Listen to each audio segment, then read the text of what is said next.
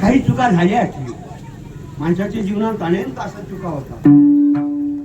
वाल्या इतकं तर पाप झालंच नाही ना आपलं, झालं का नाही? वाल्या इतकं झालंच नाही ना, तरी बी वाल्याला नारदाची भेट झाल्याची कोळीयाची वाढलेली कीर्ती केली रामायण. होळीला वाल्मिक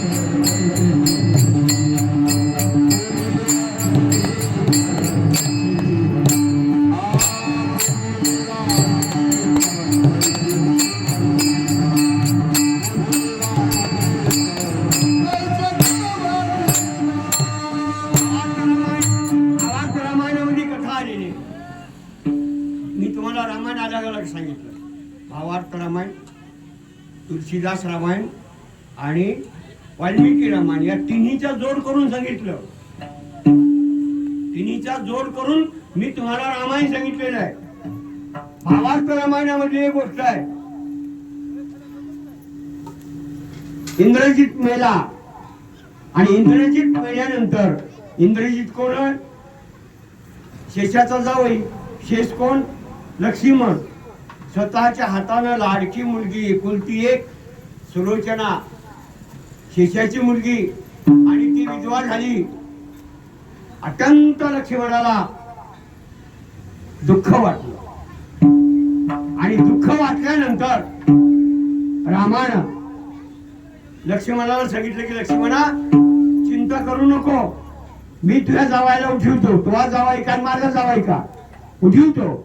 ही बातमी हनुमंताला लागली. हनुमंतानं आता मोठ्या माणसाला सांगू नये, लोक गुरुला शिकवते, म्हैशीची तर शिकवते इतकी बरोबर आहे, शिकवायलाही पाहिजे, पण बोलावं कसं, अध्यात्म शिकले पाहिजे, सांगायचंच आहे. पण ती ही माझा ऐका म्हणून म्हणायचं नाही, पद्धत आहे त्याची. हे माझा ऐका म्हणून नाही, ऐका तुम्ही. हनुमंताने काय केलं? सागाची पानं आणली भरपूर आणि हे पायाचं फेकायचं, पायाचं फेका वाणीला चिजा सगळे गेले. म्हणजे काय पारायण? म्हणजे रामायण वाचायला बोल. आणि काय झालं? काय पाहिजे तुला? कोणाला सांगलं? राम आले. म्हणजे हनुमंता काय पाहिला? म्हणजे रामायण वाचायला. काय पाहिजे तुला रामायणातलं? हे म्हणजे देवा ते इंद्रजित उठवलेला पोटा हाय ते पाहायला बंद.